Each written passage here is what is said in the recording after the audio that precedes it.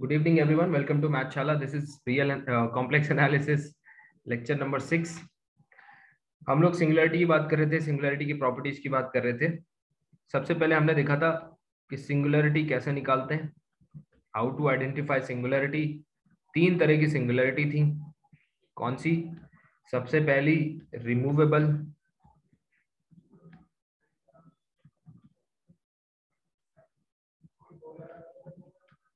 दूसरी पोल, तीसरी इसेंशियल. ठीक है. रिमूवेबल की क्या पहचान है? जिस पॉइंट पे सिंगुलरिटी होती है, singularity let us say at z equal to z naught, इस पॉइंट पे डायग्नोज हुई है. जिस पॉइंट पे सिंगुलरिटी होती है वहां पे लिमिट निकालो f ऑफ z. तो क्या होगा? Limit exist finitely. ठीक. यहाँ क्या होता है? यहाँ पे क्या होता है? Limit infinitely. Limit exist infinitely. Right. देखो, इससे जो ये रिवीजन होता है ना, ये बेस्ट होता है. ये एकदम क्रिस्टल क्लियर कर देता है. मेरी आदत पड़ी है, मेरे मेरे सॉरी एक मेरे सर है, तो वो हमेशा क्लास में आते थे, वो हमेशा रिकॉल से स्टार्ट करते थे, and that is the best way, है ना. पीछे क्या किया है उसको थोड़ा सा एक बार देख लेना चाहिए, तभी आगे समझ आता है. Limit z approaches to z naught f of z does not exist. Guddu ji at all नहीं लिखा है भाई इस पर. डज नॉट गलतियों से सीखना चाहिए. अब देखिए, removable, pole, essential. Limit exist finitely. Infinite does not exist. Function का बिहेवियर क्या है? ये जो चार्ट बना रहा हूँ इसी को याद रखना. फंक्शन का बिहेवियर क्या है? बाउंडेड होती है. Exactly. Function f is bounded, f is unbounded. unbounded and only Goes to approaches to infinite. infinity. Infinite. और यहाँ पे स्पेशल है, f approaches to Every number. Complex number. ठीक है. सीक्वेंसेस की हेल्प से यहाँ देखो तो for every zn converging to z naught f of zn क्या होना चाहिए? कन्वर्ज टू l, तभी तो बाउंडेड है. L. Yes sir. For every zn converging to z naught f of zn converges to infinity, यानी डाइवर्जेंट टू. Infinity. और यहाँ पर for any given alpha in C, एक सीक्वेंस ऐसा zn मिलेगा converging to z naught such that f of z naught zn converges to, बताओ कहाँ converges to? Points alpha. Alpha sir. तो होता है sequential Alpha belongs to. है ना. तो फरहान अभी समझ में आया? आपके ही वजह से मैंने इतने डिटेल में फिर से इसको रिवाइज किया. चलिए आगे बढ़ते हैं, कुछ क्वेश्चन करते हैं. Farhan, can you hear me?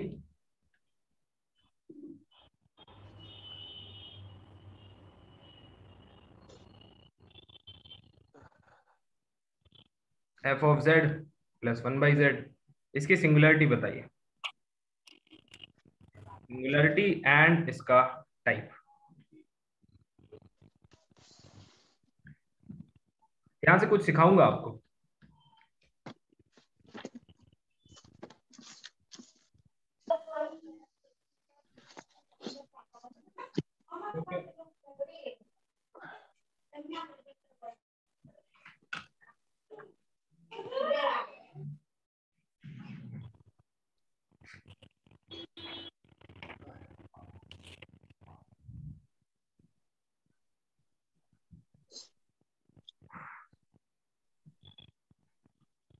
Of course z naught equal to 0, हाँ वो तो आएगा ही.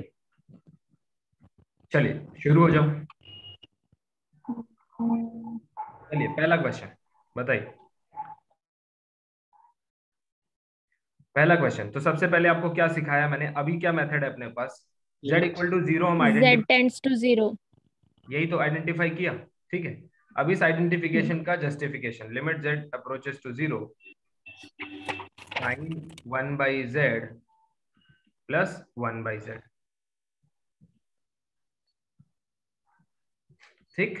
क्या आएगी ये लिमिट, तो आप कहोगे सर ये वाली डज लिमिट तो इन्फिनिटी जा रही है, इट अप्रोचेस टू इन्फिनिटी, लेकिन एक प्रॉब्लम है, क्या, ये वाली लिमिट जो है ना, डज नॉट एग्जिस्ट does वाली not है कि exist. ये डज नॉट एग्जिस्ट आ रही है, यानी कि देखो मतलब एक कॉन्सेप्ट सिखाऊंगा आपको, ये लिमिट क्या सजेस्ट कर रही है, ये लिमिट सजेस्ट कर रही है इसेंशियल, एसेंशियल। और ये लिमिट क्या सजेस्ट कर रही है, Pole. पोल। तो remark number 1 end of course the final remark in the sense essential. कि जहां पर भी, यस जिन्होंने भी बुकलेट पढ़ा है उन्होंने, हाँ, जहां पर भी एसेंशियल। essential होगी. एक बार आ जाती है, समझ लेना कितनी खराब सिंगुलरिटी है इसेंशियल, वहां पर आप कुछ भी कंपोज कर लो उसके साथ, वो हमेशा इसेंशियल ही रहती है। तो वंस, मैंने इसका नाम रखा है once essential always essential. Sir day one से आपने इसेंशियल को विलन बना दिया है। बिल्कुल बिल्कुल विलन है ना, और बहुत खतरनाक है, आप देखिए ये देखिए अब यहाँ पे यानी कि इसका रिजल्टेंट क्या आया, इसेंशियल एट 0। सर ये तो वैसे ही हो गया सर, जैसे बाउंडेड प्लस अनबाउंडेड अनबाउंडेड होता है। एग्जैक्टली। और फिर देखिए वैसे ही। यहाँ पे भी जस्टिफाई हो गया कि डेविल फिर जीतता है, यस सर। मैथमेटिक्स में डेविल हमेशा जीतता है। चलो यस सर। लेकिन धर्मशास्त्र में तो बताया जाता है कि सर डेविल हमेशा लास्ट में हार जाता है सर। लेकिन लास्ट यहाँ कभी नहीं हारेगा, आप कुछ भी कर लें, कितना भी बड़ा मैथमेटिक्स प्रोड्यूस कर लें, इसीलिए लोग सिंगुलरिटी से डरते हैं, ब्लैक होल से डरते हैं, समझ रहे हैं। तो ये यस सर। साइन z/z, कोई सृष्टि नहीं। अब साइन z/z को जो है इस पे क्या है बताइए, 1 यानी कि क्या मैं इसको रिमूवेबल कह दूं, sir z is equal to 0 पर sin 1 आ जाएगा। Yes sir. चलेगा, यस सर। फाइनाइट आएगी ना। Yes sir. साइन 1। अब यहाँ आ जाओ, अब आप बताओ,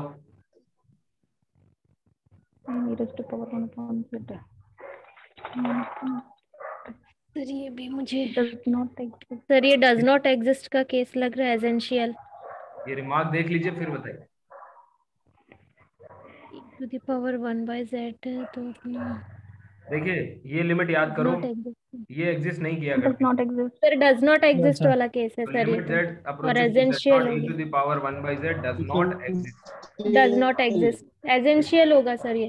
वंस इसेंशियल ऑलवेज इसेंशियल, क्यों, बाहर वाले की कोई सिंगुलरिटी है नहीं, तो यहाँ पे आ जाएगा यस इसेंशियल एट z, किसी भी, अब यहाँ पे क्या है, कॉम्पोजिशन है, यहाँ पे एडिशन है, तो कुछ भी हो, है ना, मैंने सोचा क्या लिखवाऊं, तो यही ठीक है, वंस इसेंशियल ऑलवेज इसेंशियल। क्यों, क्योंकि इसको किसी के साथ चाहे ऐड करो चाहे कंपोज करो, चाहे ये खत्म नहीं होती, है ना। चलिए आगे बढ़ते हैं, कुछ और चीजें सीखेंगे धीरे धीरे, मुझे लगता है कि इसमें आपको थोड़ी बहुत क्लैरिटी मिल रही होगी। एक होमवर्क है, और ये होमवर्क ही नहीं है, CSIR में आया हुआ क्वेश्चन है, f of z equals to 1/e to the power z minus 1। 60 second का टाइम दूंगा, इससे ज्यादा टाइम नहीं दूंगा, बाकी घर पे देना। आप मुझे बताओ सिंगुलरिटी कौन सी है और क्या है, nature and singularities, singular points. Yes देखिए z equal to 2n pi i, ये तो मैंने कराया था, यस आई डू रिमेम्बर कि ये Yes, मैंने sir. कराया। ये है सिंगुलरिटी का सेट, कुछ लोग 0 लिख देते हैं केवल, ऐसा नहीं करना। ये है सिंगुलरिटी। सारी सिंगुलरिटी कैसी है, isolated, non isolated, isolated correct, ये भी देखते जाएगा, ठीक है, प्रैक्टिस होती जाती है। आइसोलेटेड है। पिछले वाले में सारी आइसोलेटेड, ठीक है। अब यहाँ पे समस्या खड़ी हो जाती है, जब मेरे पास ये क्वेश्चन आया तब मैं एमएससी में था और मैं बहुत लेजी हुआ करता था क्वेश्चन सॉल्विंग के मामले में। मैंने कहा यार कौन सॉल्व करे, मुझे ऐसा लग रहा है ये इसेंशियल है, मतलब मैं समझ नहीं पाया कि ये z माइनस z नॉट, यानी कि उसने n पाई पे पूछा था, n पाई i, इस पॉइंट पे पूछा था 2 पाई आई, कुछ ऐसा कि इस पे क्या होगा। मैंने कहा कौन लिमिट निकाले, चलो ये कर देते हैं टिक, और वो गलत हो गया था। तो आप ऐसी गलती ना करें, टाइम ले लो, एक करो, अच्छे से करो। तो इसका मतलब यहाँ पे पोल होगा, प्रैक्टिस आपकी घर पे जाके चेक कर लेना। Each singularity is pole, each singularity, इसमें जीरो भी है भाई, ईच सिंगुलैरिटी इज पोल, ठीक। और कैसा पोल है ये भी बताओ। Pole of order 1। हाँ, यस सर। एंड इट्स, और ये भी पूछा था ऑप्शन में, इट्स सिंपल पोल। क्वेश्चन कोई बहुत बाहर से थोड़ी लेके आते हैं, बस इसी में से लाते हैं। आपके धैर्य और जो है मैथ्स की है एक साथ टेस्टिंग है। सिंपल पोल सर ये सबसे ज्यादा और बहुत तेजी में भूलने वाला सब्जेक्ट है सर ये। कॉम्प्लेक्स। या सर अभी जितना पढ़ रहे हैं सर पीछे भूल जा रहे हैं, इतना ना तेजी से भूल रहे अभी हैं। चलिए अभी शर्त लगा लेते हैं है ना, सेकंड और थर्ड इंस्टॉलमेंट कैंसिल, कोई जरूरत कॉम्प्लेक्स दाव पे लगा देते हैं। वो तो जीविका है सर, इसको कैसे कैंसिल कीजिएगा। यस बोलिए सर, मुझे एक डाउट था। सिंगुलैरिटी का क्या मतलब? बोलिए बोलिए। यस सर मुझे थोड़ा सा डिफरेंशिएट, हाँ बोलिए बोलिए बोलिए। सर ईच सिंगुलैरिटी का क्या है यहाँ पे मतलब? ईच सिंगुलैरिटी एन के डिफरेंट वैल्यू, हाँ एन की डिफरेंट वैल्यू के लिए। यस यस, एन की डिफरेंट वैल्यू। एक ही बार हमारा इन्फिनिटी आ रहा है सर। हाँ जेड इन्फिनिटी पे तो तभी जाएगा जब हमारा मतलब ये सॉरी, नहीं मैं ये कह रहा हूँ कि इसकी तो सिंगुलैरिटी पे तभी जाएगा जब हमारा, देखिए ये बड़ी आसान सी बात है। जीरो, सुन लीजिए, जीरो 2 पाई आई 4 पाई आई, ये सब इसकी सिंगुलैरिटी है। मैं कह रहा हूँ ये सारी सिंगुलैरिटी पोल है, ये भी पोल है, ये भी पोल है, ये भी पोल है, ये कह रहा हूँ। कलेक्टिव लिख दिया था ना सर, अब ठीक हो गया सर। यस बताएं मयूरी जी, बताइए। हाँ सर, मुझे ना डिफरेंशिएबिलिटी में थोड़ा सा डाउट था। पार्शियल डेरिवेटिव जब सर अपन फाइंड करते हैं f x and f y, हाँ, तो अगर उनकी जब वैल्यूज इक्वल होती है तो वो डिफरेंशिएबल होगा। ये कैसी बात मतलब सर उसमें ऐसा लिखा रहता है, सर ऐसा लिखा रहता है कि partial derivative exist, okay, and one of the partial derivative must be continuous, ऐसा करके पढ़ा था मैंने। यही है। हाँ हाँ सर, तो वो continuous, one of the partial derivative is continuous, ऐसा कुछ है कि वो दोनों इक्वल होने चाहिए क्या? पार्शियल डेरिवेटिव की जो लिमिट आएंगी। नो, नीड नॉट बी, केवल एक कंटिन्यूअस होना चाहिए। There limits need not be equal. नहीं, बिल्कुल नहीं, है ना। ऐसा जरूरी नहीं है ना सर कि इक्वल होना चाहिए। बिल्कुल नहीं। जहां भी आपने लिखा हो सर उसमें कंफ्यूज, हाँ सर कंफ्यूज हो रहा था क्योंकि ना ऑप्शन में एफ इज डिफरेंशिएबल का भी ऑप्शन था, तो मैंने उसमें मतलब मेरे को ऐसा लग रहा था कि वो होना चाहिए था, बट वहां पर ना f x and f y की वैल्यूज इक्वल नहीं थी, तो इसलिए वहां पे वो टिक नहीं था। ऐसा कुछ प्रॉब्लम आ रही थी वहां पे। कोई दिक्कत नहीं, f x f y exist करने चाहिए। हाँ एग्जिस्ट किए सर, बट दोनों की वैल्यूज से डिफरेंट थी और कंटिन्यूअस भी था। कोई दिक्कत नहीं, चलो लिख दिया, वैल्यूज में बी फंक्शन डिफरेंशिएबल हो जाएगा सर, क्योंकि सेपरेट भी कंटिन्यूअस हो जाएगा तो हो जाएगा। बिल्कुल। हाँ। कोई दिक्कत। और चीज सर, अगर जैसे कोई चीज डिफरेंशिएबल होती है तो उसका डायरेक्शनल डेरिवेटिव एवरीवेयर एग्जिस्ट करता है। डायरेक्शनल डेरिवेटिव ये मुझे देखना पड़ेगा रिजल्ट, क्योंकि डायरेक्शनल डेरिवेटिव का इसके साथ कनेक्शन क्या है मुझे देखना पड़ेगा। आपने पढ़ा है क्या कहीं? Yes sir, F is differentiable है ना, दैट एम्प्लाइज डायरेक्शनल डेरिवेटिव वाला केस इंप्लाई हो रहा था, but converse need not be true था। मतलब डायरेक्शनल डेरिवेटिव से अपन डिफरेंशिएबल में नहीं जा सकते, बट अगर डिफरेंशिएबल है तो अपन बोल सकते हैं कि डायरेक्शनल डेरिवेटिव होगा। इस तरह से था। मुझे भेज दीजिए, अगर ऐसा होगा तो जरूर मैं सबको बता दूंगा, क्योंकि मैं इन चीजों से बचता हूँ। कोई भी ऐसा रिजल्ट है ना, क्योंकि हमने जो किया था उसमें पार्शियल डेरिवेटिव एग्जिस्ट नहीं कर रहे थे, लेकिन डायरेक्शनल डेरिवेटिव एग्जिस्ट कर रहा था। तो डिफरेंशिएबिलिटी का हो सकता है रिजल्ट हो, तो आप बता दीजिएगा, दैट विल बी गुड, है ना। चलिए। और सर ऐसे ना उसमें क्वेश्चंस भी थे सर। एक सबको एडवाइस है सर, ऐसे मान लीजिए, एक मिनट सुन लीजिए, एक एडवाइस ये भी है, जैसे मान लीजिए मुझे ऐसा लगा आपका डाउट कोई इससे रिलेटेड है, तो जैसे टॉपिक अगर कंप्लीट हो जाएगा तो बाकियों को ऐसा नहीं लगेगा कि I am not dressing them, है ना। जैसे ही खत्म हो जाएगा then you can ask your doubts, कोई दिक्कत नहीं। अभी पूछ ओके लीजिए, सर। अभी कोई दिक्कत नहीं है, अभी पूछ लीजिए, अभी शुरू कर दिया है तो पूछ लीजिए। हाँ हाँ सर, वही क्वेश्चंस जो मैंने देखे ना उसमें, तो उसमें ना जो f इज डिफरेंशिएबल था, जहां पर fx एंड fy दोनों इक्वल नहीं थे ना, वहां पे वो उसको f इज नॉट डिफरेंशिएबल ही बता रहा था नहीं सर। नहीं, गलत है, इसलिए गलत है। मुझे थोड़ा सा डाउट नहीं हुआ नहीं, उसमें। बल्कि आप हो कॉन्सेप्चुअली सकता है वहां स्ट्रांग पे रहिए आंसर्स दोनों। या भाई दो हाँ। दो की लिमिट अलग है तो इसका क्या मतलब है भाई, इक्वल होने की कोई जरूरत ही नहीं है उसमें, ठीक है, कोई दिक्कत नहीं है। चलिए आगे बढ़ते हैं। अब देखिए सिंगुलैरिटी हम लोग डिस्कस कर रहे थे, मुझे लगा इसमें से रिलेटेड कोई डाउट है ना। सो ठीक है, कोई नहीं बात सर, नहीं, क्लियर है ये वाला पूरा। कोई बात नहीं, कोई बात नहीं। सो हम लोग इस तरह के अगर कभी कोई डाउट होंगे तो we will discuss at the end of the section, end of the class, है ना। Sure sir. That will be better. चलो आगे बढ़ते हैं। सिंगुलैरिटी हमने देखी z equals to 2n pi i पे, और सारी की सारी सिंगुलैरिटी जो है वो सिंपल पोल आएगा। ये आपके लिए होमवर्क भी है, इसको चेक कर लीजिएगा, ठीक है। आगे बढ़ते हैं।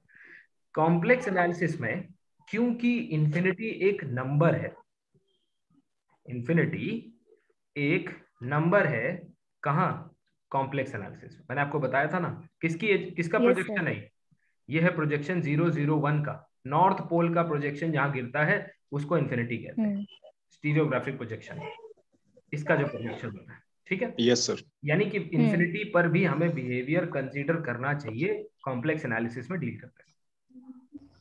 तो देखिए बहुत सारे लोग ऐसी गलतियां करते हैं, है ना। खैर अब धीरे धीरे आगे बढ़ेंगे। सीधी सी बात है, अगर इंफिनिटी पे आपको नेचर चेक करना है तो जो स्टैंडर्ड एनालिसिस का रूल है, आप क्या करोगे, मान लीजिए आपको f का नेचर चेक करना है तो आप एक g फंक्शन डिफाइन करोगे, f of 1/z, and nature of या behaviour of g at z equal to 0 will be the behavior of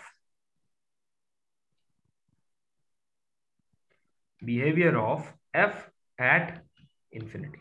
कहने का मतलब क्या है कि अगर z का बिहेवियर इंफिनिटी पे चेक करना है तो 1/z को 0 पे चेक कर लो, सेम चीज है ना। तो आइए इस पे कुछ एग्जांपल करते हैं, क्योंकि इस बार मतलब एग्जाम में इंफिनिटी को भी कंसीडर करेगा तो आपको दिक्कत नहीं होनी चाहिए। जैसे example f of z equal to sine z, f of z equal to sine z। देखिए कॉम्प्लेक्स भूलने की दिक्कत पता है क्या है, आप लोग प्रॉपर रिवाइज करते रहिए, दिक्कत नहीं होगी, है ना। लेकिन अगर आप प्रॉपरली रोज रिवाइज नहीं करेंगे तो दिक्कत होगी, तो पीछे पीछे नोट्स जो है वो रिवाइज करते हैं। साइन z, अब साइन z की वैसे तो कोई सिंगुलरिटी है नहीं, so it has no singularity other than, लेकिन अगर आप z इक्वल टू इन्फिनिटी पे देखें तो शायद सिंगुलरिटी निकल आएगी, z इक्वल टू इन्फिनिटी, क्योंकि z इक्वल टू इन्फिनिटी पे इन्फिनिटी पहुंचेगा, तो इट इज इंटरेस्टिंग टू सी कि वहां पे बिहेवियर क्या, सिंगुलरिटी तो निकल आई इन्फिनिटी पे, है ना। यानी एक चीज समझे, अगर पूरे कॉम्प्लेक्स प्लेन सी पे सिंगुलरिटी नहीं है तो मोस्ट प्रोबेबली इन्फिनिटी पे भी सिंगुलरिटी होगी। अब आप नेचुरल क्वेश्चन पूछोगे, आप एक नेचुरल क्वेश्चन पूछोगे कि सर ऐसे भी फंक्शन होते हैं क्या जिनकी इन्फिनिटी पे भी सिंगुलरिटी ना हो। तो मैंने कहा सोचो, आप खुद सोचो, मान लो इसका आंसर करना है आपको, आप कहोगे यार एक बात बताओ, साइन जेड बहुत अच्छा फंक्शन हुआ करता था, इसकी भी सिंगुलरिटी इन्फिनिटी पे निकल आई। इसको तो हम इंटायर कहा करते थे, क्योंकि इंटायर कहते समय इन्फिनिटी कंसीडर नहीं किया जाता है। इंटायर जब कहा जाता है तो इन्फिनिटी के अलावा बिहेवियर चेक किया जाता है, ठीक है। इन्फिनिटी के अलावा अगर बाकी पॉइंट्स पे सब ठीक है तो हम कह देते हैं कि फंक्शन इंटायर है। यानी कि क्या ऐसे फंक्शन एग्जिस्ट करते हैं जो पूरे कॉम्प्लेक्स प्लेन पे एनालिटिक हो, और यानी रेगुलर पॉइंट्स हो सारे, और इन्फिनिटी पे भी। आंसर है केवल कांस्टेंट फंक्शन ही ऐसा कर सकता है। इवन इंटायर फंक्शंस भी बच नहीं पाते हैं इन्फिनिटी से। पहला एग्जांपल चेक करो, so behaviour at z equal to infinity. देखो धीरे धीरे समझो, जल्दबाजी मत करो, है ना। घर पे भी बैठे हो तो आराम से एक एक चीज को समझने की कोशिश करो, एक्सपेरिमेंट्स करो। तो अब दो फंक्शन तो आपको रेडीमेड एक्सपेरिमेंट करने चाहिए, पहले साइन जेड और दूसरा कौन सा, लाओ जरा e to the power z को देखें, क्योंकि इसकी भी कोई और सिंगुलरिटी नहीं है, no singularity other than infinity. Infinity, ये भी इंटायर फंक्शन है, याद रखो ये दोनों इंटायर है ना। आप कहोगे सर इंफिनिटी पे सिंगुलरिटी तो इंटायर कैसे, तो याद रखना इंटायर कहते समय इंफिनिटी को एक्सक्लूड रखा जाता है, ठीक है, उसको इंक्लूड। तो इंफिनिटी पे बिहेवियर कैसे चेक करोगे, तो एक नया फंक्शन बनाओ जी ऑफ जेड, क्या एफ ऑफ 1/z, यानी कि z की जगह 1/z रखो, साइन 1/z, और इसका बिहेवियर किस पे चेक करोगे, जीरो पे। जीरो पे। तो बताओ साइन 1/z का के पास जीरो पे सिंगुलरिटी है, कौन सी सिंगुलरिटी है, does not exist, essential singularity sir. exactly, z has g has essential at z equal to 0 implies f has essential at z equal to infinity। बताओ बात समझ में आई है, ये वाली Yes, बात sir. जो है इसको ब्रैकेट में डाल दीजिए, इंपॉर्टेंट है। एक बार बेस पकड़ में आ जाए तो कोई थ्योरी डेवलप करने में कभी कोई दिक्कत नहीं आती है, बेस पकड़ में आना चाहिए, ठीक है। इधर लिखे दे रहा हूँ सर क्या, बोल रहे हैं बोलिए। जीरो फंक्शन को कांस्टेंट फंक्शन बोल सकते हैं? क्यों नहीं बोल सकते दोस्त,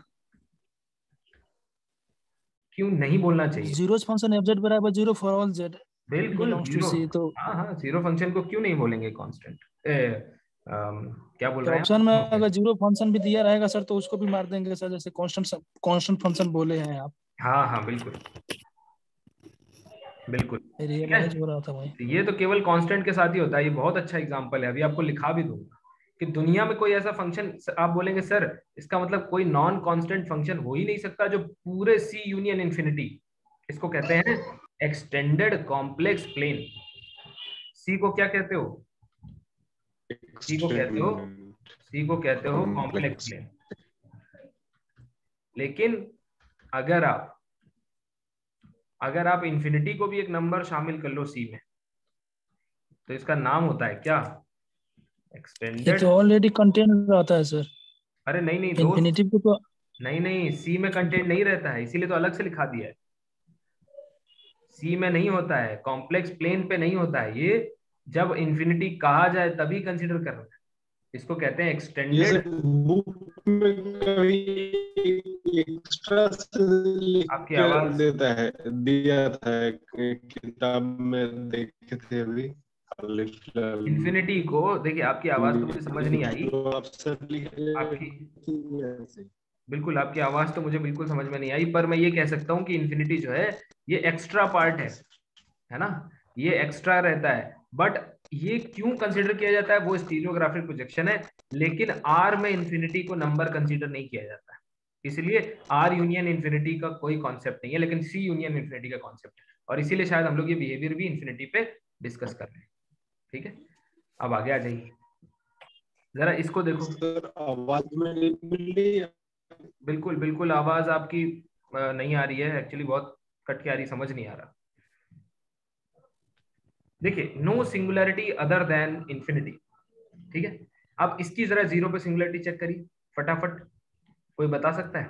Sir, essential does not exist. Very good very good, क्योंकि वो क्लियर दिख रहा है यहाँ से, क्या? Yes, sir. g of z बनाओ, f of 1/z, F of 1/z, a to the power 1/z, which has essential at z equal to 0 implies, जो जीरो पे g का बिहेवियर वो f का behaviour, so f has essential at infinity।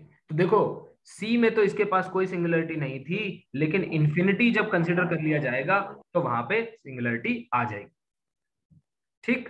इसका मतलब एक remark लिखाया जाना चाहिए, क्या रिमार्क ये है कि there is no any function which is analytic in C union infinity, ठीक है, यानी कि even entire functions of course non constant have singularity, अरे जाओ यार ऊपर, singularity at z equal to infinity। ठीक, पहला पॉइंट। और इसमें एक स्पेशल पॉइंट भी, except constant functions, there is no any, या फिर यहीं पे ऐड कर लो, नो एनी नॉन कांस्टेंट, ठीक है, जो आपकी इच्छा हो, चलेगा, ऊपर ऐड कर दूं चलेगा, कॉन्सेप्ट समझ में आना चाहिए, यस और नो? Yes yes sir. है ना, कोई दिक्कत तो नहीं है इसमें, डाइजेस्ट हो गया, कोई दिक्कत नहीं। क्यों? क्योंकि ये ऑब्जर्वेशन है, रिमार्क कम है, ये ऑब्जर्वेशन है। आपने साफ देख लिया कि सर साइन जेड तो बड़ा अच्छा फंक्शन माना जाता था, इसको भी इन्फिनिटी पे दिक्कत हो रही है। मैंने कहा बेटा इसको ही नहीं, दुनिया के सारे जो फंक्शन जो नॉन कांस्टेंट है उन सबको दिक्कत होती है, केवल कौन बचता है? Constant function. Constant functions. Sir अगर सिर्फ कॉम्प्लेक्स प्लेन बोलेगा सर तो ये तो कॉन्सेप्ट हम लोग अप्लाई नहीं करेंगे। देखिए अगर कॉम्प्लेक्स प्लेन बोलेगा तब तो इंटायर वाले आपके फंक्शन जितने भी नॉन कांस्टेंट इंटायर है, जैसे sine z, e to the power z, cos z, ये सब काम करते हैं।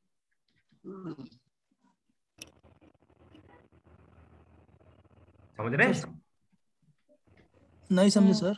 है, मैं कह रहा हूं कॉम्प्लेक्स प्लेन अगर बोला, सिर्फ complex plane, extended complex plane नहीं बोला, तो उसमें आपके जितने भी साइन जेड कॉस जो इंटायर फंक्शन है वो एग्जिस्ट कर जाएंगे, e to the power z को कोई दिक्कत नहीं, वो सिंगुलैरिटी नहीं होंगे, यानी वो एनालिटिक हो गया सर।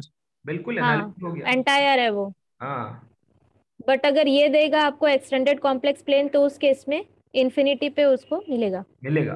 किसको नहीं मिलेगा? केवल कांस्टेंट फंक्शन बच जाएंगे, कांस्टेंट फंक्शन को नहीं मिलेगा। यानी कि एक्सटेंडेड कॉम्प्लेक्स नंबर में जितने भी जो भी इंटायर फंक्शन हम लोग देख रहे हैं सर, उसको हम लोग इंटायर फंक्शन नहीं बोलेंगे सर। बिल्कुल नहीं बोलेंगे, यही तो सिखा रहा हूं। और मैं कोई सुनो, मैं कोई रटा नहीं रहा हूं। ये देखो पहला एग्जांपल, ये देखो दूसरा एग्जांपल, दिख रहा है कि नहीं दिख रहा है?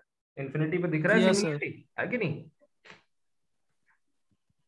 अब यही बारीक समझ में नहीं आएगा तो सर लीपापोती हो जाता है। समझ में आया कि नहीं? अभी आया? Yes sir. हाँ, लीपापोती नहीं होना चाहिए यही क्लियर हो जाना चाहिए, ठीक है। चलिए अब आगे बढ़ते हैं, है ना। देखिए मैंने क्या बोला, 50% मेरा काम है क्लास में डिलीवर करना, चीजें क्लियर करना। 50% आप बैठ के खुद से सवाल पूछो, दीवारों से बात करो, क्लियर करो। समझ रहे हो?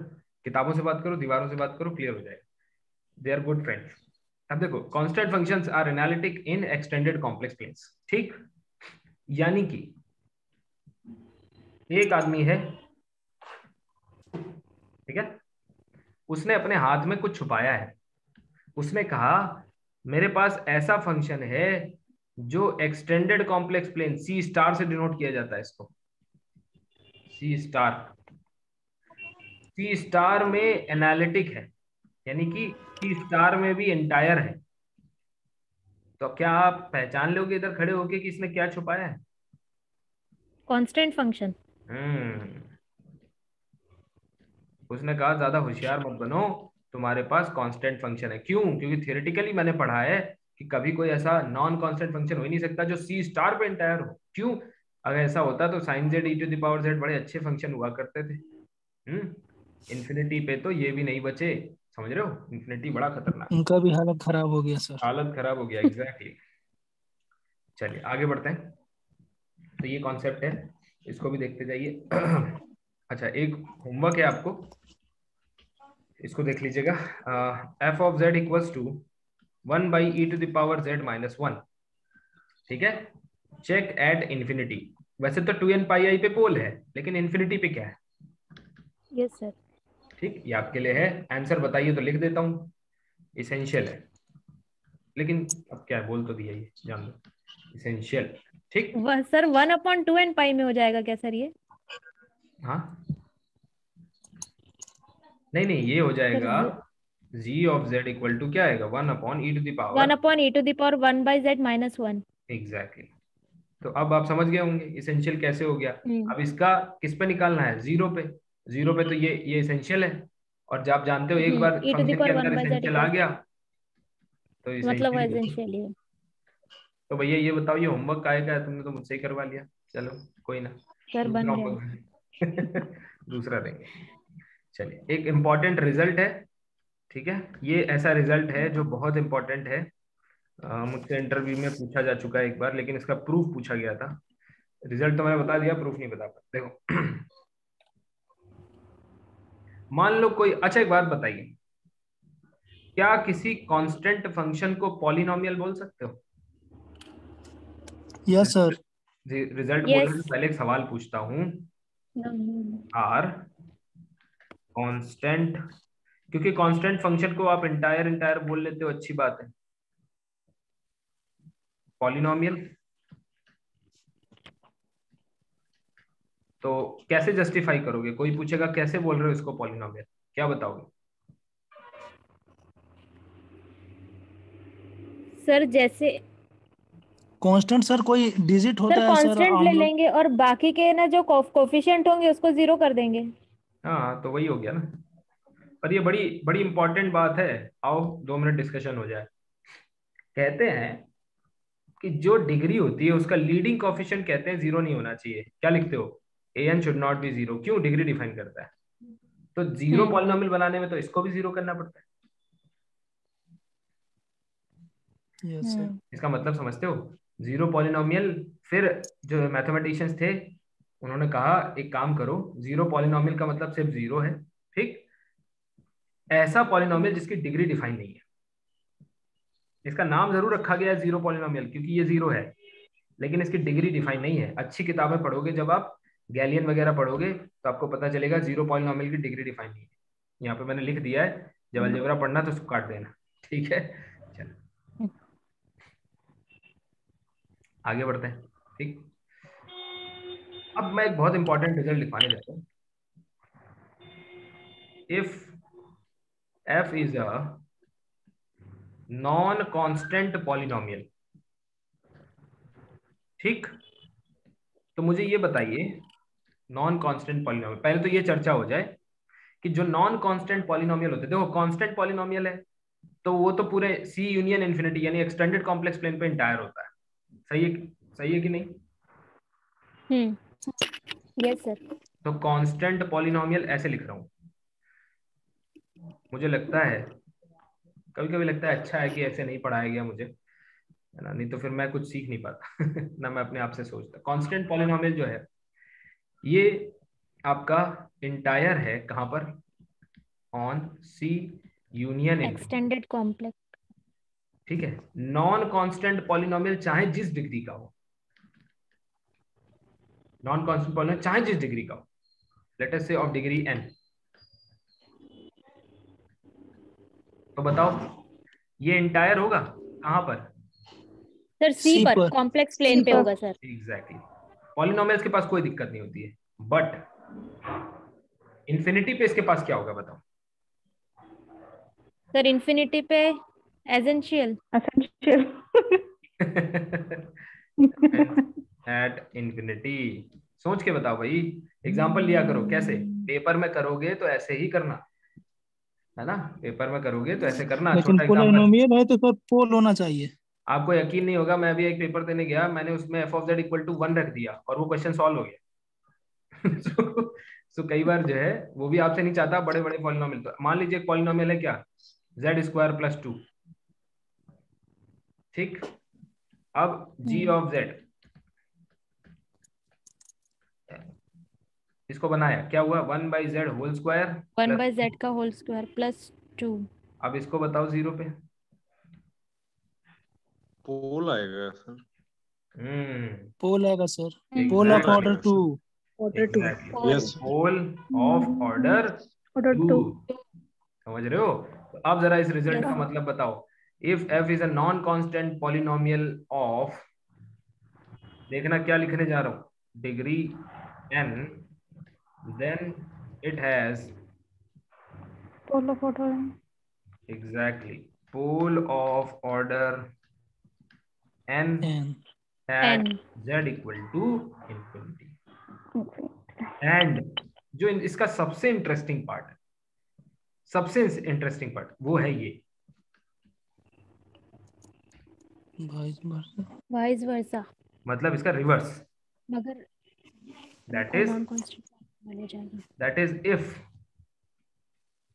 देखना मैं तो ऐसे ही इनफॉर्मल लिखवाता हूँ भाई, मेरे नोट्स किसी को दिखाना नहीं है, ये तो लोग बोलेंगे कैसे पढ़ाते हैं भाई तुम्हारे sir. If someone is having, दूसरे आदमी को तो सर 50% भी समझ में नहीं आएगा ये सर। इसीलिए कोडिंग करता हूँ गुड्डू जी, नहीं तो फिर आगे कैसे चलेगी दुकान बताइए। if someone is having pole at infinity, if someone is having pole at infinity, then क्या है वो, फिर नॉन वही कांस्टेंट पहेली। पॉलिनोमियल। किसी ने कहा कि मेरे हाथ में एक ऐसा फंक्शन है जिसके पास इंफिनिटी पे पोल है। अब उसने कुछ नहीं बोला नॉन कांस्टेंट है कि क्या है कि क्या है, उसने कह दिया इंफिनिटी पे पोल है। कितने तो ऑर्डर वो का? नॉन कांस्टेंट पॉलिनोमियल हो जाएगा। एग्जैक्टली, ऑर्डर ऑर्डर n, तो ये हो जाएगा नॉन कांस्टेंट। नॉन कांस्टेंट क्यों? पॉलिनोमियल। कांस्टेंट पॉलिनोमियल तो हो भी नहीं सकता भैया, पोल इंफिनिटी पे कहाँ लेके जाओगे, है ना। किसी ने कह दिया yes f of sir. Z equal to 2, लो पोल बताओ इसका कहाँ तो होगा। सभी जगह इंटर है। हाँ, कॉम्प्लेक्स बहुत अच्छा सब्जेक्ट है भाई, बहुत मजा आता है। नॉन कांस्टेंट पॉलिनोमियल ऑफ, देखो इसका ऑर्डर और इसकी डिग्री नहीं, और इसकी डिग्री इसका सेम। ऑर्डर है कि नहीं। Yes sir. ये है सर अगर डिग्री मिस रहेगा तो सिर्फ नॉन कांस्टेंट पॉलिनोमियल बोल देंगे। हाँ डिग्री नहीं, हाँ अगर ऑर्डर अगर उसने ऑर्डर नहीं मिस बताया, रहा। अगर तुम्हारे दोस्त ने ऑर्डर नहीं बताया तुम उसको डिग्री मत बताना, क्यों, फंस जाओगे, ठीक। बता भी नहीं पाओगे, ये भी तो है दिक्कत, है कि नहीं। तो ये रहा रिजल्ट, और आगे है एनालिसिस, प्रूफ जिसको इसका करना है, जिसको इसका प्रूफ करना है वो क्या करे। मुझे इंटरव्यू में पूछ दिया इसका प्रूफ क्या है, उस टाइम पे मैं भी आप लोगों के जैसा था, नया नया था, मैं नहीं समझ पाया, मुझे रिजल्ट याद था बड़े अच्छे से, तो मैंने प्रूफ नहीं कर पाया। देखिए प्रूफ, मान लीजिए एक पॉलिनोमियल है पी ऑफ जेड, मान लीजिए पी एन ऑफ जेड, क्या लोगे, a n z to the power n ऐसे करके ले लो, प्लस ए नॉट। अब क्या करोगे, एक फंक्शन बनाओ जी ऑफ जेड, जी क्या बनाओ, ए जेड एन बराबर अपॉन वो Z to the power F N, N. ठीक है, यही सर। ए नॉट, और और फिर कॉमन इसके बाद करके सर निकाल हाँ देंगे। फिर इसको एनालाइज करो, ठीक है। प्रूफ बहुत इंटरेस्टिंग है, लेकिन ठीक है मैं अभी ये हो बोलूंगा कि जाएगा अभी सर, अब प्रूफ हो जाएगा। मैं कह रहा हूँ अभी अपन तैयारी कर रहे हैं एंट्रेंस की, तो पहले एंट्रेंस कर लेते हैं, फिर आपको सब्जेक्ट मैंने कहा है ना बुक्स बताऊंगा, बढ़िया आराम से पढ़ो, कोई दिक्कत नहीं। आगे बढ़ते हैं, आगे बढ़ते हैं। अब देखो कुछ और इंटरेस्टिंग बातें करते हैं इसके बारे में। अच्छा ओके,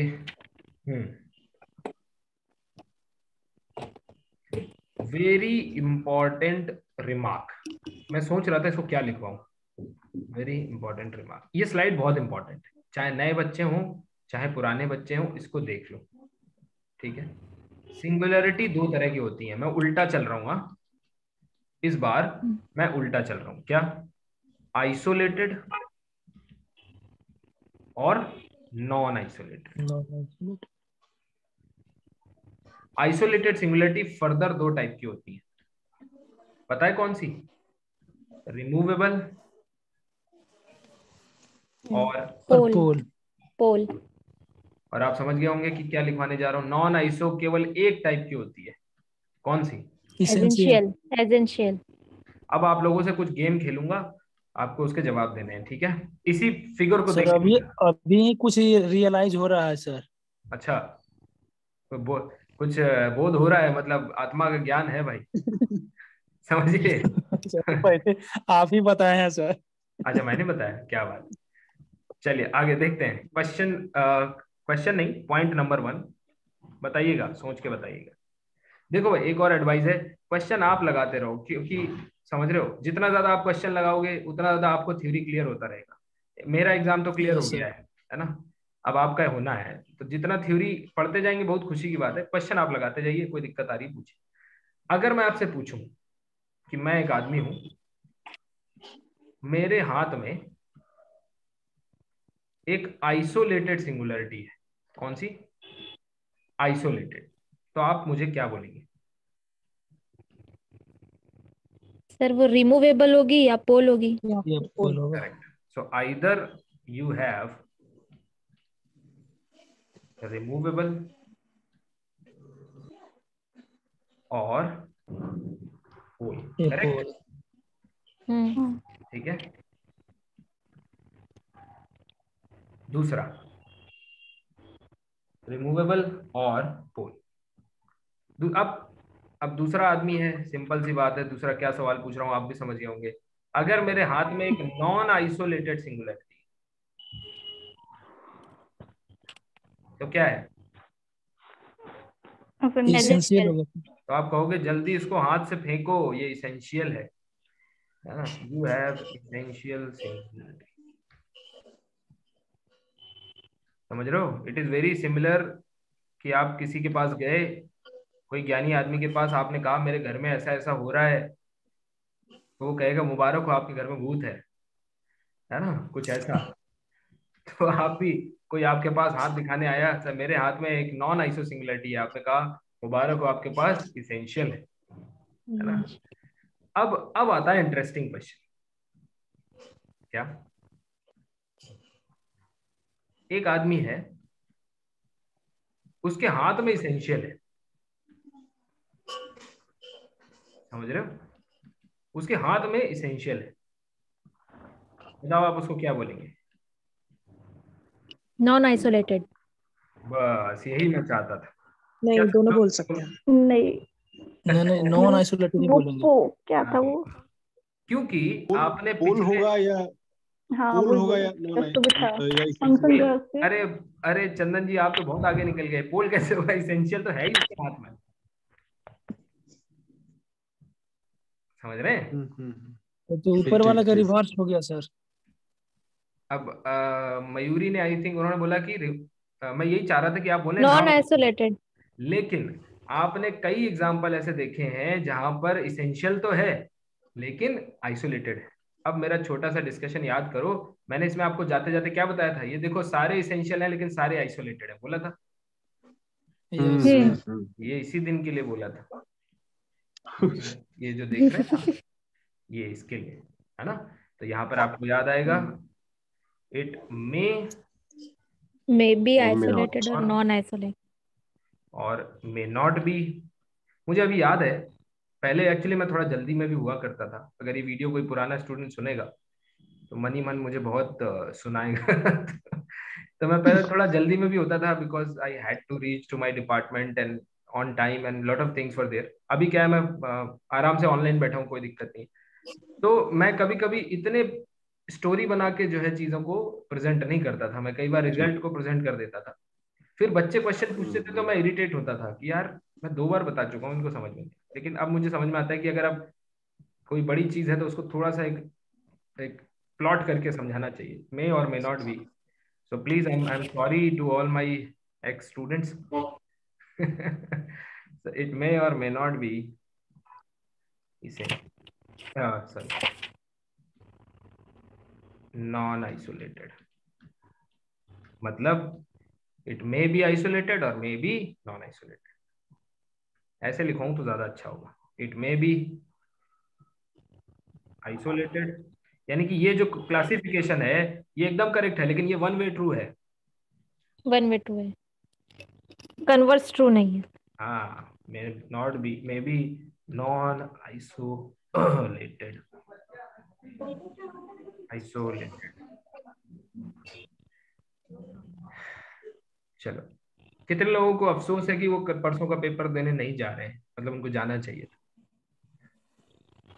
सर मुझे अभी लग रहा है था। कि मुझे फॉर्म डाल देना था। तो आप कभी कोई फॉर्म मिस मत करिए। प्रॉपर्टीज ऑफ, मजा है एग्जाम का, अपना मजा है। Properties of analytic functions, properties of analytic functions, ये बहुत इंपॉर्टेंट टॉपिक है, इसको भी समझेंगे हम लोग। बहुत इंटरेस्टिंग है और बहुत इंपॉर्टेंट है।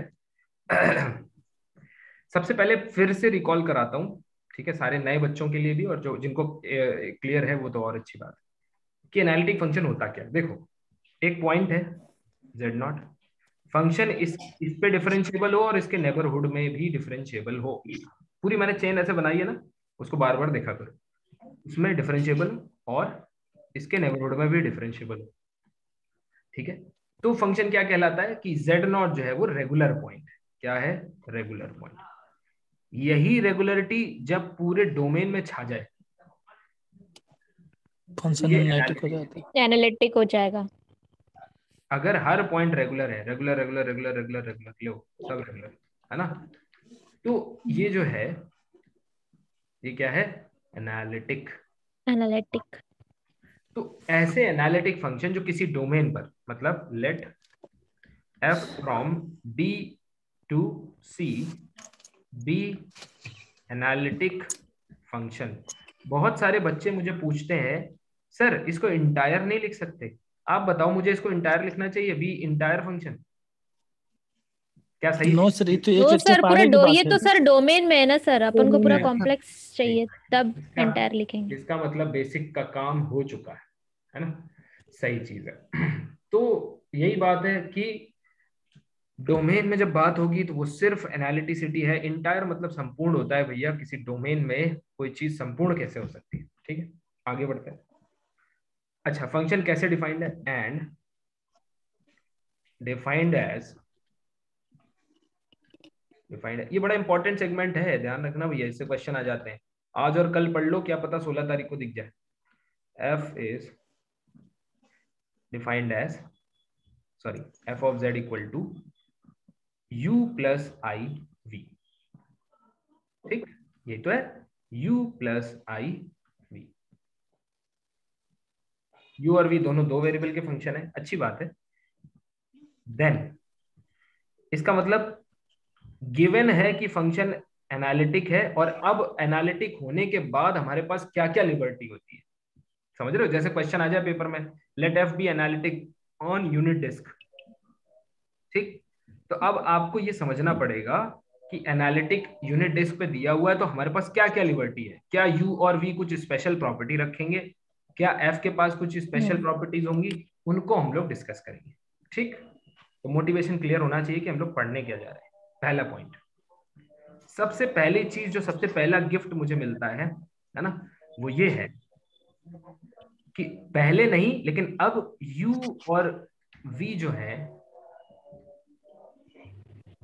वो हार्मोनिक फंक्शन बन जाते हैं। आप कहोगे हार्मोनिक फंक्शन क्या होता है? क्या किसी को पता है हार्मोनिक फंक्शन क्या होता है नए बच्चों में? सर लाप्लास नाम इक्वेशन सुने सर, सेटिस्फाई कुछ करना है। याद नहीं है। लाप्लास इक्वेशन सेटिस्फाई करना है। ux plus uy equal to 0 and equal to 0। vxx plus vyy equal to 0। Simple सी बात है। Second derivative with respect to x, second derivative with respect to y, ये सब क्या होने चाहिए? 0 होने चाहिए। ऐसे फंक्शन क्या कहलाते हैं? हार्मोनिक फंक्शन कहलाते हैं। आपको पता है हार्मोनिक, मेरा फ्रेंड है, he is doing research on harmonic functions, क्योंकि एनालिटिक फंक्शन के पास तो बहुत प्रॉपर्टी होती है। ही वांट्स टू नो कि हार्मोनिक के पास कौन कौन सी प्रॉपर्टी होती है। ठीक है, तो देखो ऐसे ये होते हैं इंटरेस्टिंग रिसर्च टॉपिक्स है ना।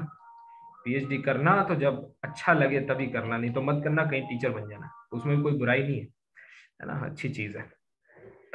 u and v become harmonic function, ये पहली लिबर्टी हो जाती है। ठीक है,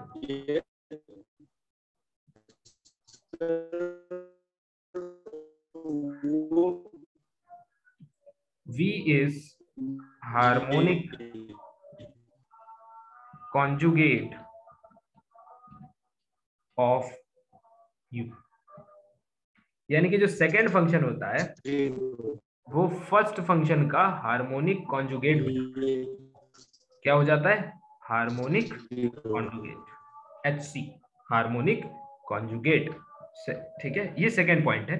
इसका कहाँ इस्तेमाल करना है मैं आपको सिखाऊंगा, इसका कहाँ इस्तेमाल करना है।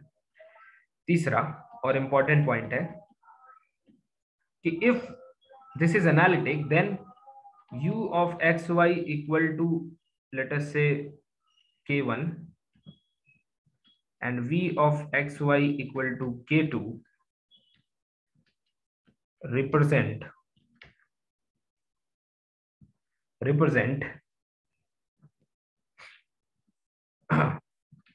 ऑर्थोगोनल,